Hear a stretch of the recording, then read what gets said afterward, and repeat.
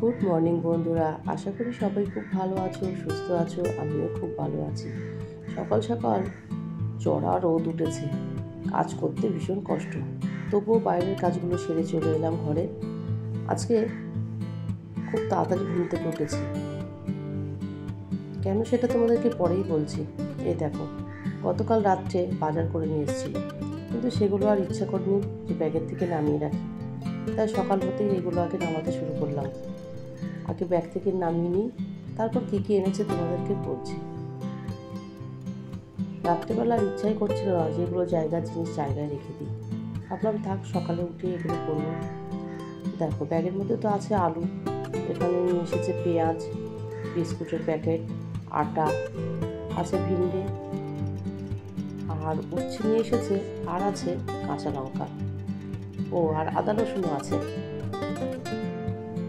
এই তো ছিল বাজার। এবার এগুলো জায়গায় রেখে দিইনি, মানে এইভাবেই এখন রাখবো, এখন বেশি সময় নেই।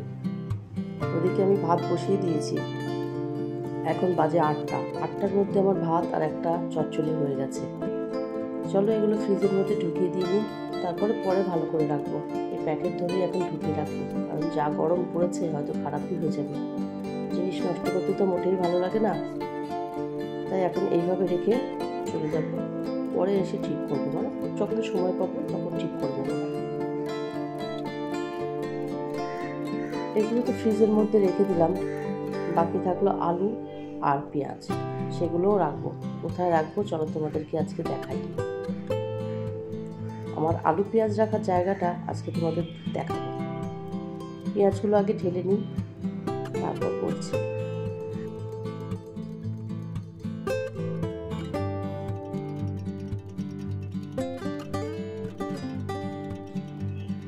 এই দেখো, সিঁড়ির নিচে আমাদের এরকম একটা সবজি রাখার র্যাক আছে, সেখানেই আমি রেখে দিই।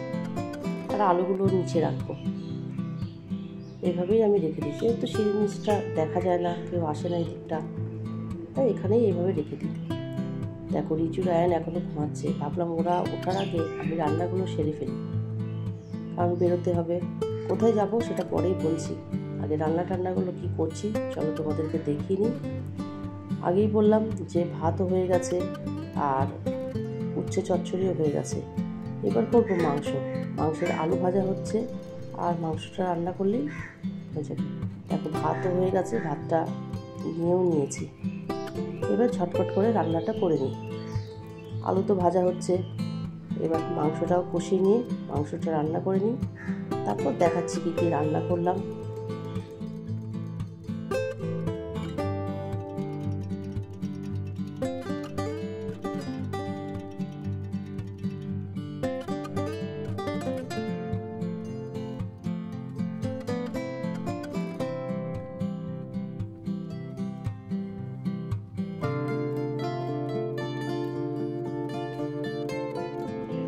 এদিকে তো মাংস কষানো হয়েই গেছে, রান্নাও হয়ে গেল।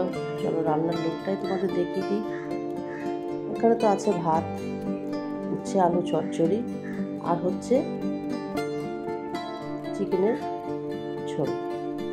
এই ছিল আজকে আমাদের রান্না বান্না। একটু রেডি হয়ে নিলাম, গরমে তো সেরকম সাজা যায় না। এবার বলি কোথায় যাচ্ছি। আমি যাচ্ছি স্কুলে, রিজু রায়ানের স্কুলে যাচ্ছি। আজকে বই আনতে যাব, আর তার সঙ্গে রায়ান রিজুকে ভর্তি বানাতে যাব, মানে অ্যাডমিশন। যেতে যেতে কিছুটা দেখালাম চারিদিকের পরিবেশ তোমাদেরকে। স্কুলে গিয়ে আর ভিডিও করতে পারিনি, আজকে এত প্রচণ্ড রোদ পড়েছে। আসলে বাড়ির মধ্যে থাকা তো, একটু বেরিয়েছি মনে হচ্ছে হাঁসফাঁস করছে, দম লাগছে, এত গরম পড়েছে। তার উপরে দুটো ছেলেকে নিয়ে গেছিলাম। স্কুলের কাজ কমপ্লিট করে বাড়ি ফিরছি, এত রোদ আর এত গরম। এখনই এই অবস্থা, এখনো তো গরমের কিছুই পড়েনি। যাই দেখো, দেখতে দেখতে আমরা বাড়িতেও চলে এলাম। তোমাদের ব্যাগগুলো দেখে কি মনে হচ্ছে সেলের বাজার করেছি? না না, বই খাতা নিয়ে এলাম। চারিদিকে সেলের বাজার, কিন্তু এবার একটু চাপের মধ্যেই আছি, ওই জন্য আর সেলের বাজার করলাম না। যেহেতু সামনে ঈদ আছে, ছেলেদের এত কিছুর খরচ আছে, ওই জন্য আর কিছু করলাম না।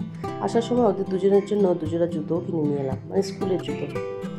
এদিকে তো রিজু বই পেয়ে মলার দিতে বসে গেল। প্রত্যেক বছর আমিই দিয়ে দিই, এবছর ওকে শিখিয়ে দিয়েছি। ওই বছর একা একাই বইগুলো মলার দিচ্ছে, আর আয়নের তো আমি দিয়েই দিয়েছি। আজ তাহলে এই পর্যন্ত। আমার ভিডিওটা যদি তোমাদের ভালো লেগে থাকে, please like, comment, share and subscribe করো। সবাই খুব ভালো থেকো, সুস্থ থেকো। দেখা হবে অন্য কোনো ভিডিও নিয়ে। টাটা।